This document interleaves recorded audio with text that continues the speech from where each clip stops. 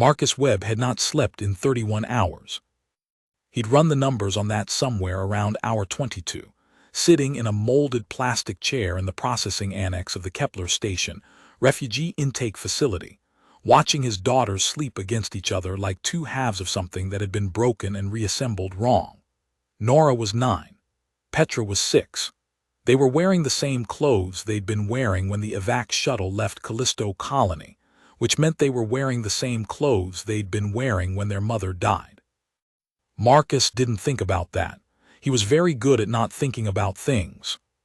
What he thought about, in the specific and grinding way that exhaustion forces the mind to work, was logistics. 2 daughters, 1 adult. 3 duffel bags containing everything they owned. A refugee processing number, Ks 7714, that meant approximately nothing in terms of priority.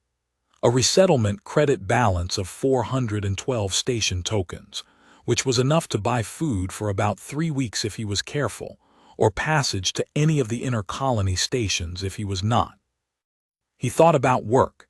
He had a credential civil infrastructure assessment level 3 that was theoretically valuable on any developing colony, which was where most of the resettlement opportunities were. Developing colonies were also, statistically, the most dangerous places in the settled systems, but dangerous was relative. Callisto had been safe, and Callisto was gone. He thought about schools. Nora was at a reading level 2 years above her age cohort, which he knew because her teacher had told him, in the past tense, in the evacuation line. Petra was at the age where she collected words she found interesting and used them unexpectedly. Last week in a timeline that felt geological in its distance, she had used the word *melancholy* correctly in a sentence about a sunset. He had no idea where she'd learned it. He was thinking about melancholy, specifically whether sunsets looked different from Kepler Station's observation windows, when the announcement came over the facility PA system. Attention Ks, refugee intake residents. Mandatory orientation session for resettlement program participants will begin in Processing Hall C in 30 minutes. Attendance is required for all adults with dependent minors. Resettlement opportunity listings will be presented. Childcare services available during session. Marcus looked at his daughters. Nora was awake. She was always awake before he realized it, watching him with those dark, serious eyes that had started looking too old for her face sometime in the past 6 weeks. "What's resettlement?" Petra asked without opening her eyes. "It's where we go next," Marcus said. "Somewhere good." He didn't answer that one. He was very good at not answering questions he didn't have good answers for. Processing Hall C was a large room that smelled of recycled air and institutional anxiety. About 200 refugees were filtered in over the course of 20 minutes, finding seats on stackable chairs arranged in uneven rows. A station staff member in a gray uniform handed out data tablets at the door. Marcus accepted his and found seats near the back wall, close to the exit. An instinct he'd developed at some point in the past month and a half that he suspected was not going to go away easily. A woman took the podium at the front. She had the particular posture of someone who delivers difficult information for a living and has made peace with it. "Welcome to the Kepler Station Resettlement Orientation. I'm Coordinator Vasquez. I'll be brief, because I know your time here is stressful and the information I'm going to share is a lot to process." She was, in fact, brief. She outlined the standard resettlement pipeline: inner colony placement, outer colony placement, sponsored skilled worker transfer, in about 4 minutes, with the efficient compassion of someone who has given the same talk hundreds of times without becoming cruel about it. She described credit allocations, housing vouchers, school enrollment procedures. Then she paused. "I want to address one additional program that's available to families with dependent children. It's newer, it's less standardized, and I want to be honest with you, it's unusual. The information is on your tablets under the tab marked Supplemental. I'm going to give you a few minutes to read it, and then I'll answer questions."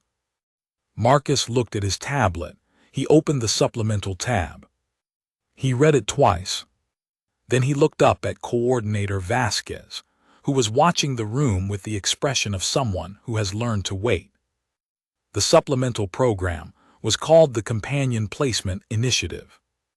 It had emerged, the document explained, from a specific problem. The expanding network of human settlements had created an equally expanding network of isolated families. Single parents, elderly colonists, children who had lost one or both caregivers, people who were technically surviving, but who were surviving alone in ways that the standard resettlement infrastructure was not designed to address. The Galactic Compact, which governed cross-species diplomatic and trade agreements, had proposed a solution that the document described as culturally unconventional but empirically effective. Several species within the compact had traditions of paired guardianship.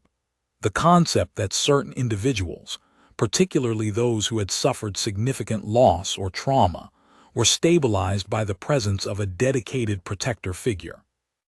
The compact had proposed, and the Human Colonial Authority had cautiously agreed to pilot, a program in which certain non-human individuals who were, the document was careful to note, currently in displacement situations of their own, could be matched with human families on a voluntary companion basis.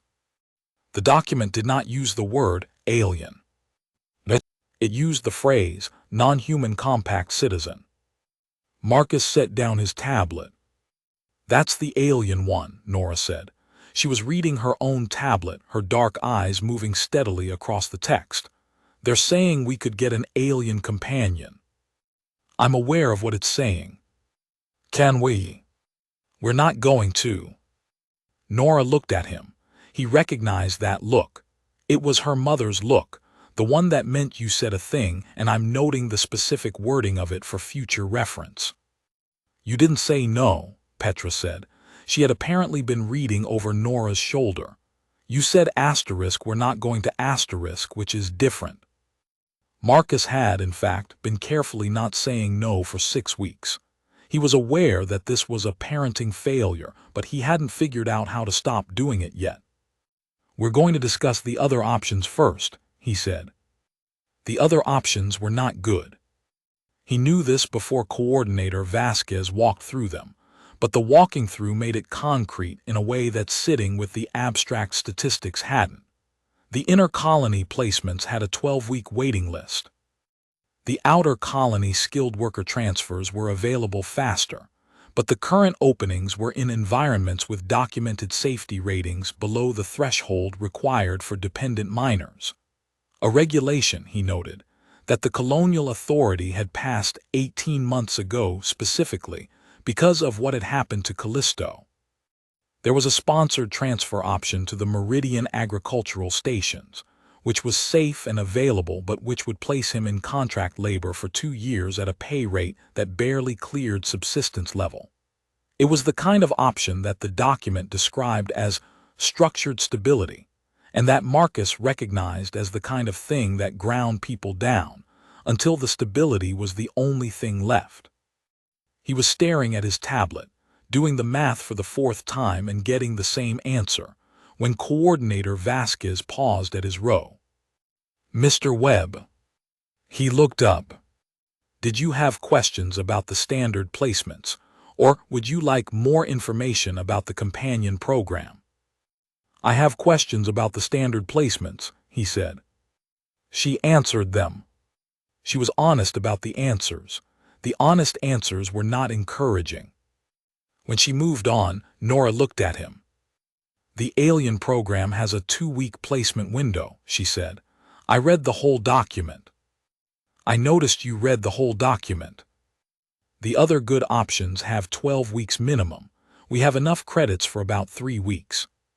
He looked at his 9-year-old daughter, who was doing resource math with the calm precision of someone who had learned, in the past 6 weeks, that the universe was made of numbers, and that knowing the numbers was better than not knowing them. "I know," he said. "So?" He closed his tablet. We'll go see what it's about. Part 2, the room where they kept them. The companion placement viewing, as Coordinator Vasquez called it, was held the following morning in a facility 2 levels below the main intake block. The elevator that took them down required a staff badge to operate, which Marcus found mildly alarming until the staff member accompanying them, a young man named Os, who had the cheerful competence of someone who genuinely believed in his work, explained that the access restriction was for the protection of the companion candidates, not from them. They've all had difficult transit experiences, Osa explained. A lot of them aren't comfortable with unexpected visitors. What kind of difficult transit experiences? Marcus asked. It varies. Some of them were displaced by the same kind of colony failures you experienced. Others were in situations that were, he paused, searching for the right word, more complicated. The Compact's member species have a lot of different internal politics. Some of these individuals ended up in the displacement system because of situations that weren't their fault, but that are difficult to untangle from a documentation perspective. Are any of them dangerous? Marcus asked, in the careful tone he was using for important questions. I glanced at him, then at the 2 girls walking between them. I want to be honest with you because I think you deserve honesty and because I think you can handle it. Some of the candidates have histories that would look alarming on paper. Some of them have records of violence, in contexts that need to be understood to be evaluated correctly. That doesn't answer my question. No, Osa agreed. It doesn't. I can tell you that every candidate in the program has been through a rigorous safety evaluation, and that the program has been running for 8 months without a single incident involving a matched family. But I also want to be honest that no incidents in 8 months doesn't mean no risk ever, and I think you should make this decision with clear eyes. Marcus appreciated that. He was so tired of people trying to protect him from information. What about for kids? Petra asked. Osa looked down at her. What do you mean? Are they safe for kids specifically? Dad is a grown-up. That's different. Osa crouched down to her level, which Marcus noted and approved of. That's a really smart question. Yes, the candidates matched with families with children have all been evaluated specifically with children in mind.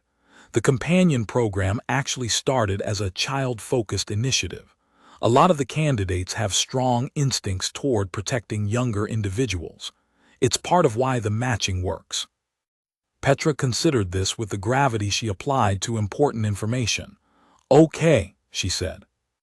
The elevator doors opened. The viewing facility was not what Marcus had expected. He had expected something that looked like a shelter or a holding area.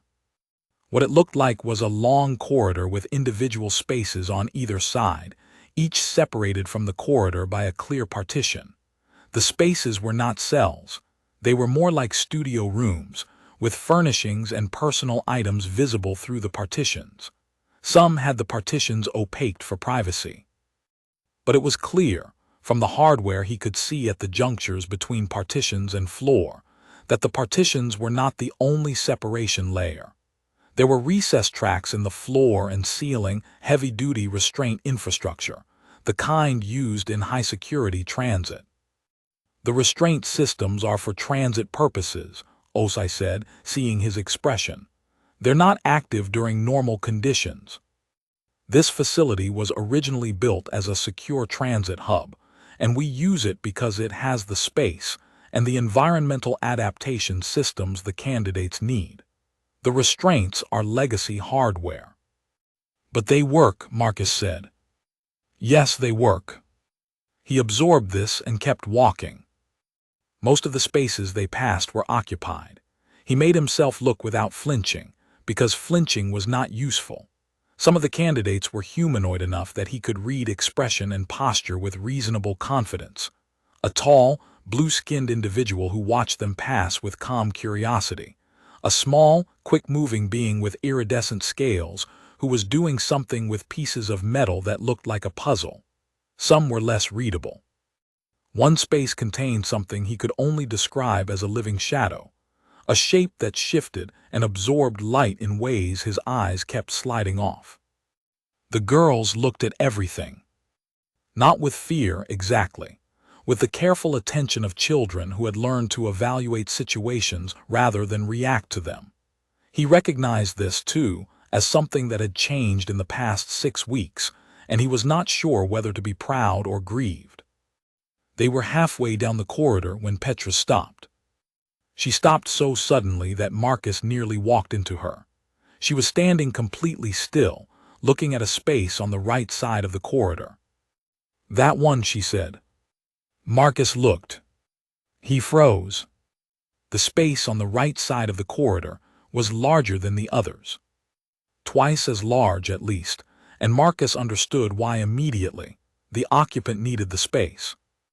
It was not humanoid, not even close to humanoid. It was the largest living thing Marcus had ever seen outside of archived footage of Earth wildlife, and it was sitting in the middle of the floor in a posture that suggested patient stillness rather than inactivity. 7 feet tall at the shoulder, even in its resting position.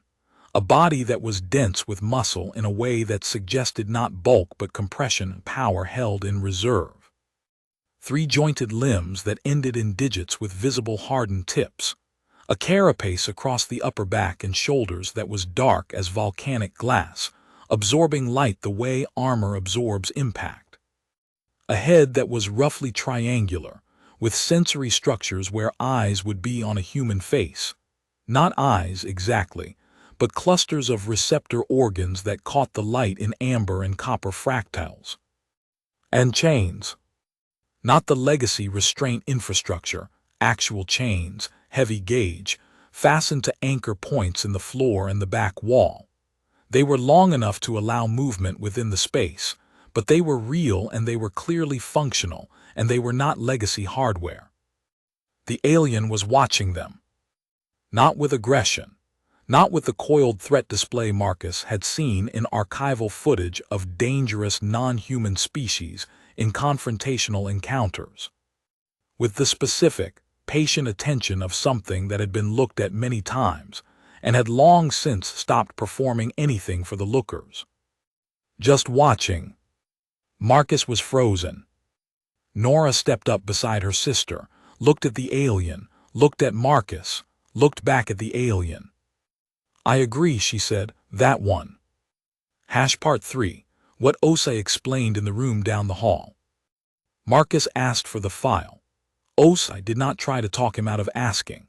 He led them to a small conference room with a table and chairs scaled for humans, gave the girls juice boxes that appeared from somewhere, and that they accepted with the automatic politeness of children who have been taught to accept offered food without question, and sat down across from Marcus with a tablet.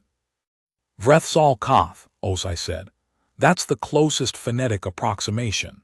In the Vreth naming convention, the first part is given, the second is lineage, the third is cohort designation, which in this case roughly translates to of the unassigned, which is essentially a displacement designation." "What species?" "Kovrith." You might have seen compact documentation refer to them as Cocklas apex guardians, which is the compact's formal taxonomic category. There, Os looked for words. They're not common in the settled systems. The Kovrith don't integrate easily. Their biology and their social structure are both what human observers tend to call extreme. They evolved in an environment where threat levels were very high, and their entire physiological and social architecture is built around protection and elimination of threats. Hence the chains. Hence the chains. Osei set the tablet down. I want to walk you through the history because I think it matters more than the summary. Vrethsal Koth was a guardian unit within a Kovrith cohort assigned to a compact diplomatic mission. The mission went wrong, political situation I won't bore you with, but the short version is that the cohort was ordered to stand down during an attack on the mission they were assigned to protect. They refused. There was an incident. Marcus said nothing. Kovrith guardian units don't abandon assigned protectees. It's not a choice for them, it's hardwired at a level deeper than decision-making. The cohort fought. 3 of the cohort were killed. Vreth was the only survivor. The mission delegation, the people they were protecting, were evacuated safely. And then the compact's political machinery ground forward. The diplomatic mission's leadership, who were embarrassed by the whole situation, filed a report characterizing the cohort's actions as rogue behavior in violation of orders, which was technically accurate. The fact that those orders had been a political maneuver designed to let the delegation be killed to avoid a treaty complication was, Osai paused, difficult to document. Marcus looked at the tablet. So he, she, they. Vreth uses a non-gendered referent in Kavrith's social structure. Human language approximation would be they, but it's more of a guardian designation than a gender marker. Vreth ended up in the displacement system because they protected the people they were assigned to protect. Yes. And the chains. Osai was quiet for a moment. The chains are a condition of transit documentation. The compact classified Vreth as uncontrolled apex biological threat because of the incident, specifically because of the casualty count on the opposing side. The chains are required by the transit classification. They're not required by the companion placement program. Marcus processed this. How dangerous are they, actually? Vreth is, Osai chose his words, extremely capable. In the incident, Vreth neutralized 11 armed individuals, alone, after the other 3 cohort members were down. He met Marcus's eyes. I'm telling you this because you asked for honesty. I'm also telling you that in 8 months, Vreth has been in this facility interacting with staff and visitors, and has never demonstrated anything that could be characterized as threatening behavior toward an individual who was not themselves a threat to others. They sit in there, Marcus said, in chains, watching people walk past. Yes. For how long? Osai looked at the tablet. 14 months. Marcus was quiet for a long time. From down the hall, through the walls, he became aware that his daughters were not talking. They had been given juice boxes and had, as far as he could tell, ignored them completely in favor of staring at the door in the direction of the corridor they'd come from. What does the companion placement look like for a match like this? He asked. Part 4. What Nora told the alien through the partition. While Marcus was in the conference room, Nora asked Osai's assistant, a quiet woman named Yuki who had offered to stay with the girls, if they could go back to the corridor. Yuki looked surprised, then looked at the girls, then said yes. They stood in front of the partition. Vreth had not moved. They were in the same position, patient, still, watching. Nora looked at them for a long moment. Then she did something that made Yuki take an involuntary step forward. She put her hand flat against the partition. Not asking for anything, not performing anything, just putting her hand there. Vreth looked at the hand, at Nora's face, at Petra standing slightly behind and to the left of her sister, which was, Yuki would later think, exactly the position of someone being protected without knowing it. Very slowly, with the deliberate slowness of something that has learned to move carefully around smaller beings, Vreth raised one of their limbs and pressed the outer edge of one digit against the partition, opposite Nora's hand. The hardened tip of that digit was approximately the size of Nora's entire palm. Nora did not move. My mom died, she said, clearly and without inflection. 6 weeks ago. There was a reactor incident at our colony. She was in the infrastructure sector when it happened. Vreth's sensory clusters were fixed on her face. Dad doesn't talk about it. He's trying to keep everything together so he doesn't fall apart in front of us, which I think is, she paused, and for the first time something shifted in her voice. I think it's really hard for him. He's doing it for us, but it means we don't talk about her. Petra had moved up beside her sister, without quite touching her. I talk about her, Petra said to the alien. In my head, I tell her about things that happen. I told her about the juice boxes. Vreth made a sound, not words, not anything human language had a category for. But it was low and even and continued for a moment, and something about the frequency of it made Yuki's chest do something unexpected. "We're going to ask Dad to pick you," Nora said. "I don't know if he will.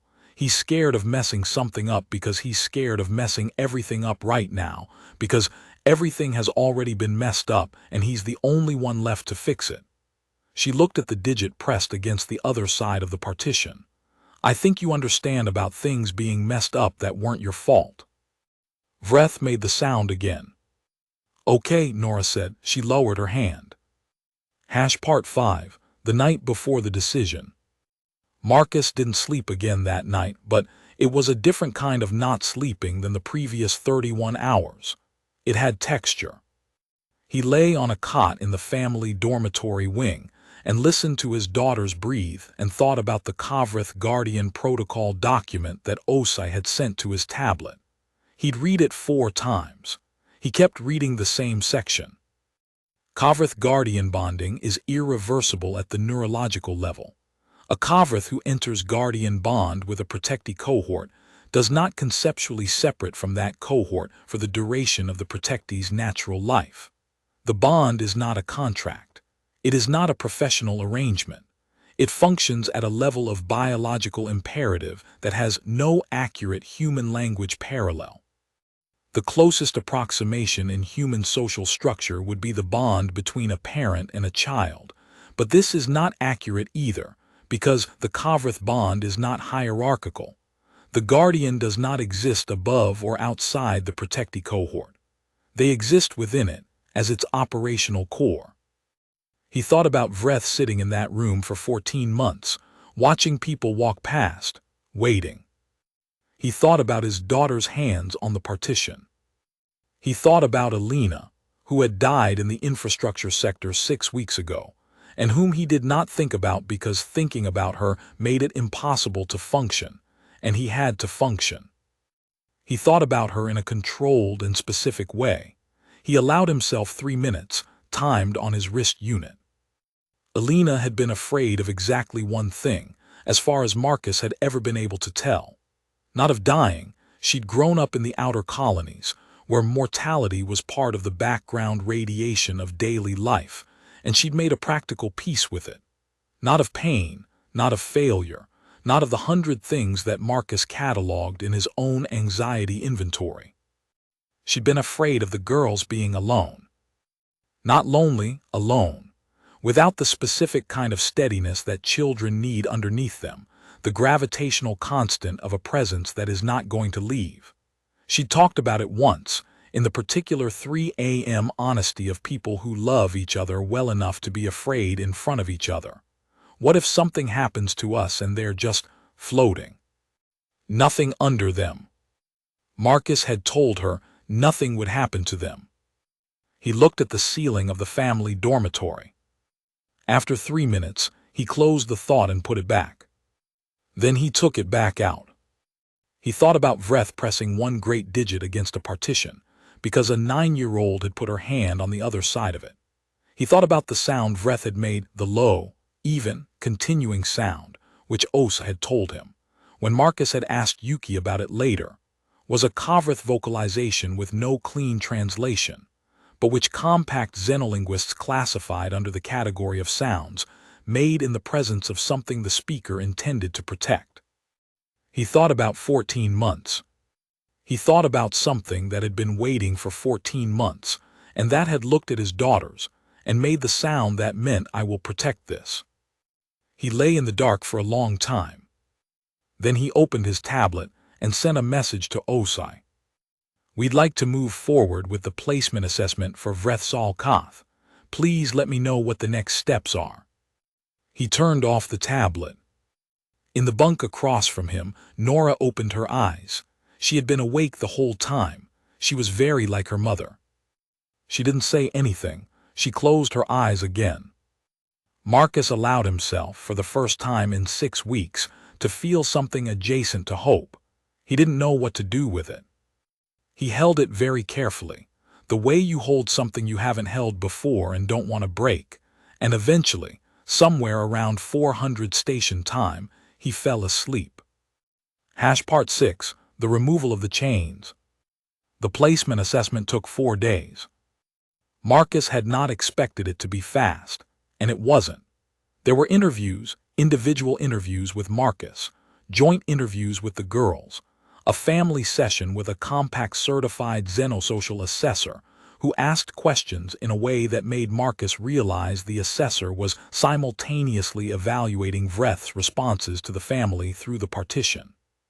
There were document reviews, background checks, a legal briefing on the terms of the companion placement arrangement that Marcus read with complete attention, because he was not signing anything he didn't understand.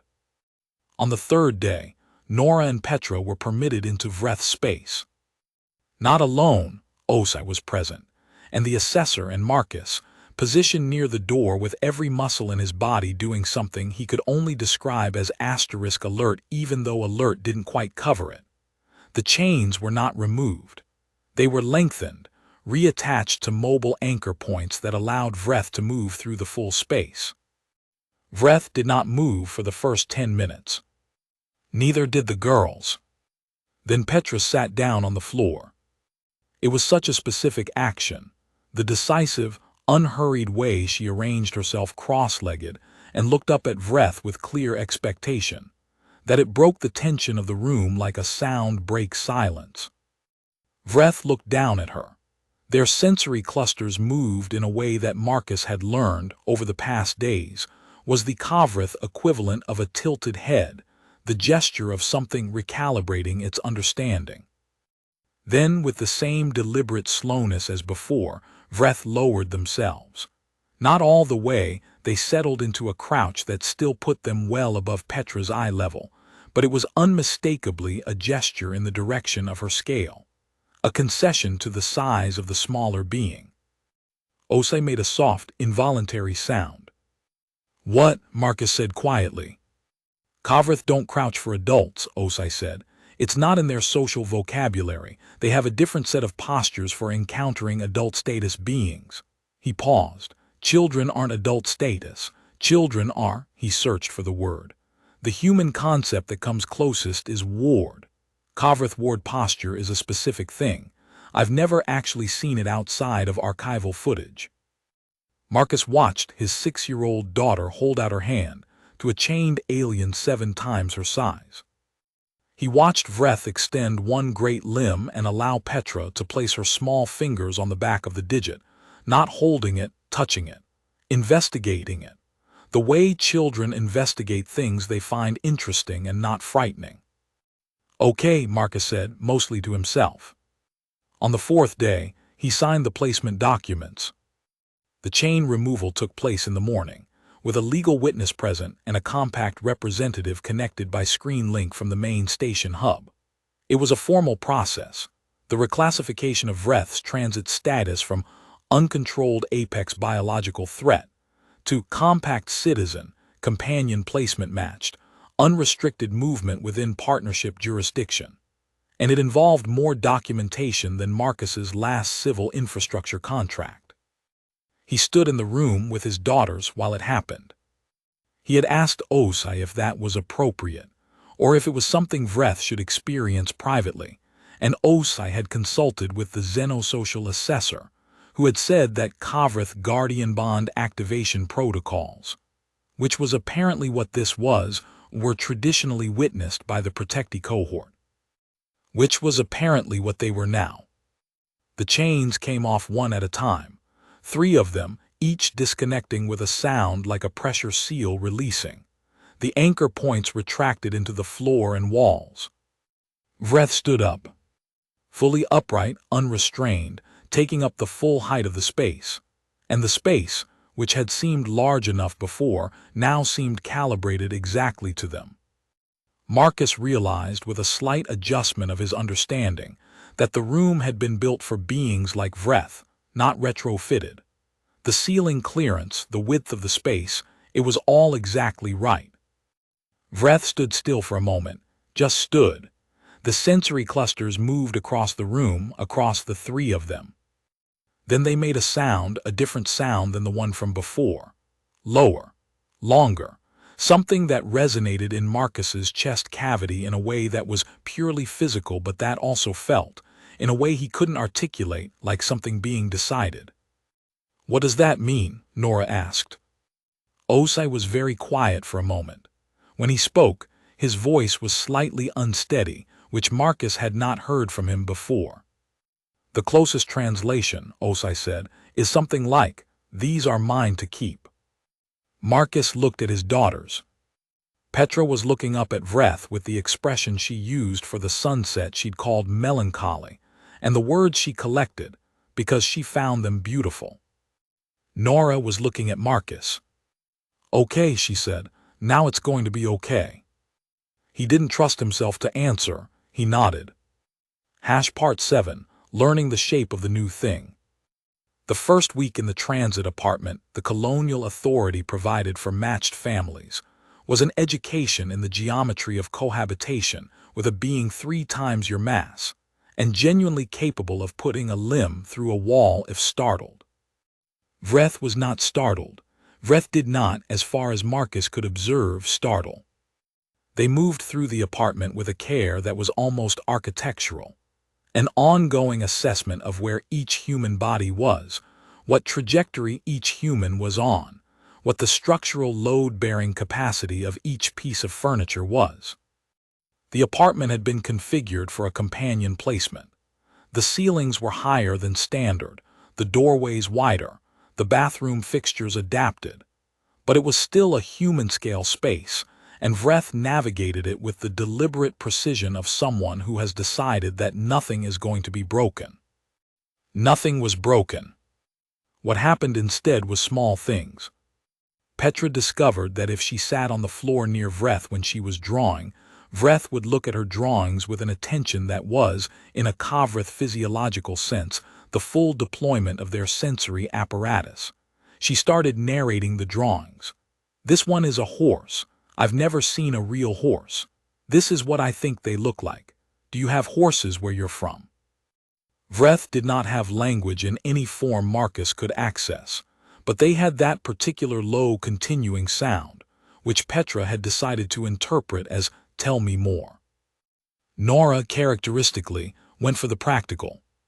She asked Osai for a compact Xenolanguage reference, spent 3 evenings with it, and began attempting a rudimentary signaling system, specific hand gestures for basic concepts, adapted from the Kovreth postural vocabulary in the reference. Vreth watched her attempts with the tilted sensory cluster expression.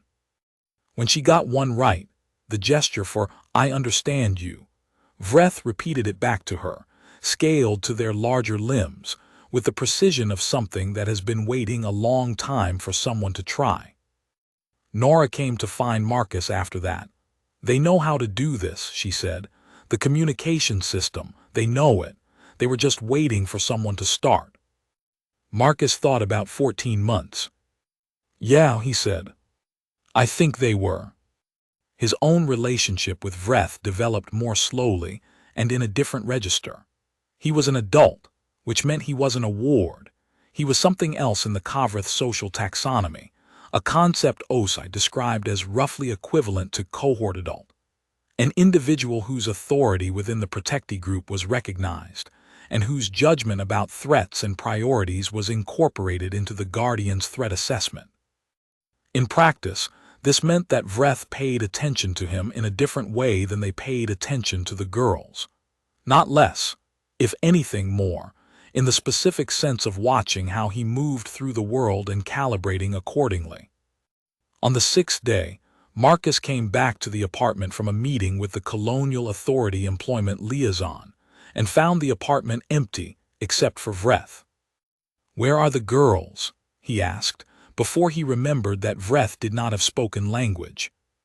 Vreth looked at him, made a small, specific movement, a gesture that was not from Nora's reference system but that Marcus somehow parsed anyway. "They are near. They are safe. I know where they are." 30 seconds later, he heard Petra in the hallway outside talking to someone, and Nora's voice answering. And the door opened, and they came in trailing a small cloud of the specific chaotic energy that children generate when they have been unsupervised and had ideas. He looked at Vreth. Vreth had known, had tracked them through the wall, through the door, through whatever sensory apparatus the Kavrith operated on, and had known. "Thank you," Marcus said. It was the first time he'd spoken directly to Vreth without Osai or the assessor present. He felt slightly self-conscious about it. He wasn't sure what he expected.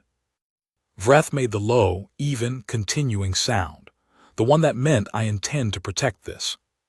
Marcus nodded. He went to start dinner. He was aware, in a way that was new and unfamiliar and not entirely comfortable but not at all bad, that he was not the only one keeping track of things anymore. Epilogue, 6 months later. The infrastructure assessment contract on New Meridian Station was 2 years, with renewal options. The station was in the development phase, which meant it was not comfortable and not finished, and had the specific ambient stress of a place where people were building something in real time and everyone knew that the margins were thin. It also had, as it turned out, a small but growing population of non-human compact citizens, which meant it had a Xenolanguage center, which meant Nora had access to resources that went considerably beyond the basic reference she'd been working from. She was, by the end of the first month, holding extended conversations with Vreth. Not in any human language, and not in any formal compact standard. In something that had evolved between them, gestures and sounds and specific patterns of proximity that constituted a vocabulary that was, as far as Marcus could tell, entirely their own. He could follow some of it. He was working on the rest. Petra's drawings had started incorporating Vreth, initially as an abstract presence and then with increasing specificity. There was one drawing that Marcus found on the kitchen counter one morning, Petra asleep, Nora asleep, himself at the desk with his work tablet and Vreth in the corner of the room, watching the door. Not threatening, just watching, keeping track. He put it on the wall next to the window. It wasn't the family he'd had. He had stopped expecting to rebuild that family in the past 6 months, had stopped looking at the new shape of things through the lens of what was missing and started, slowly and with considerable difficulty, looking at it as what it was. What it was, 2 children who had learned to investigate the world instead of flinching from it. A living space where nothing was broken and the ceiling was high. A being who had waited 14 months for a cohort and had found one because a 6-year-old sat down on a floor and a 9-year-old put her hand on a partition. And a man who was very tired made a decision at 400 station time because he couldn't think of a reason not to anymore. He got home from a site assessment one afternoon to find all 3 of them in the main room. Petra was asleep against Vreth's flank, just leaned against them the way children lean against something large and warm and certain, without asking, without explaining, just because it was there and because it was safe.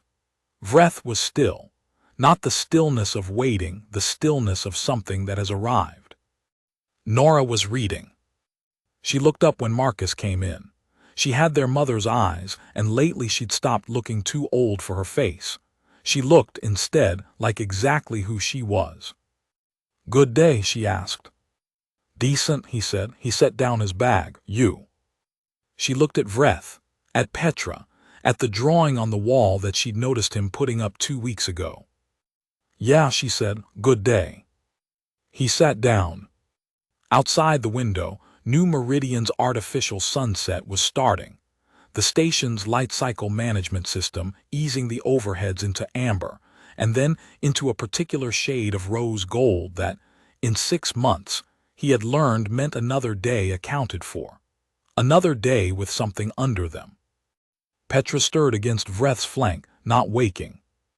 Vreth made the low, continuing sound. "These are mine to keep." Marcus leaned back in his chair and let himself, for a moment, not think about anything at all. Not the numbers, not the logistics, not the weight of the decisions that had brought them here. Just the room, his daughters, the thing in the corner that was watching the door. Enough.